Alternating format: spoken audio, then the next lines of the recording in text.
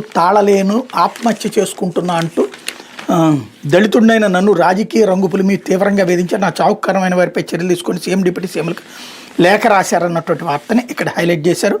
జనవరి శాఖ పరిధిలో 25% పూర్తయిన 38 పనులు ఇప్పటిదాకా ప్రారంభంగానే 33 పనులు వెరసి 71 పనులు కొనసాగించేందుకు ప్రభుత్వం గ్రీన్ సిగ్నల్ ఇచ్చింది. కూటమి సర్కారు వచ్చాక 25% పూర్తయిన ప్రారంభంగానే పనులు రద్దు చేస్తూ 2024 సెప్టెంబర్ 27న ఆర్థిక శాఖ మెమో జారీ చేసింది. 27,941 కోట్లతో చేపట్టిన 71 పనులు కొనసాగించేందుకు అనుమతి కోరుతూ మేహార్న ఏఎన్సీ పంపిన ప్రతిపాదనకు ప్రభుత్వం అంగీకరించడంతో ఇరిగేషన్ ప్రత్యేక కార్యదర్శి సాయి ప్రసాద్ శుక్రవారం ఉత్తర్విచ్చారు. అదే సమయంలో సీనియారిటీ స్థానికత వంటి అంశాలను పరిగణలో తీసుకుని కేవలం పచ్చనాయకుల సిఫార్సుల మేరకు కూటమి ప్రభుత్వం అస్తవ్యస్తంగా చేపట్టిన బదిలీలకు ఉద్యోగులు బలైపోతున్నారు.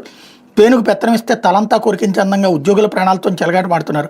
ఎమ్మెల్యే కొలుకుపూడి శ్రీనివాసరావు ఉన్నతాధికారులు దళిత ఉద్యోగిని తన వేధింపులకు గురి చేశారని, భరించలేక తాను ఆత్మహత్య చేసుకున్న దళితుడైన ఎన్టీఆర్ జిల్లా తిరువూరులోని minor irrigation section assistant executive engineer V Kishore శుక్రవారం సీఎం డిప్యూటీ సీఎంలకు లేఖ రాశారు.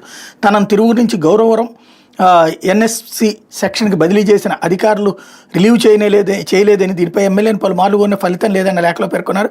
Vijayawada special division executive engineer Gangaiah, Kanchikacherla special sub division DE Umashankar కలిసి తనకు రాజకీయ రంగు పులిమి ఇంజనీరింగ్ చీఫ్ శ్యాంప్రసాద్ తిరువూరు ఎమ్మెల్యేతో ఫోన్ చేయించి తన బదిలీ నిలిపివేశారని ఆవేదన వ్యక్తం చేశారు. ఎమ్మెల్యే రిలీవ్ చేయవద్దన్న స్వయంగా ఇంజనీరింగ్ చీఫ్ చెప్పడంతో తీవ్ర మనస్తాపానికి గురి ఆత్మహత్యకు పాల్పడుతున్నట్లు లేఖలో పేర్కొన్నారు.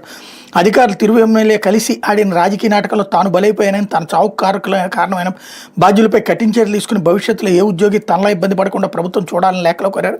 ఇరిగేషన్ అధికారులు వాట్సాప్ గ్రూప్లో పోస్ట్ చేసిన అనంతరం అజ్ఞాతంలోకి వెళ్ళిపోయారన్నటువంటి వార్తని హైలైట్ చేశారు.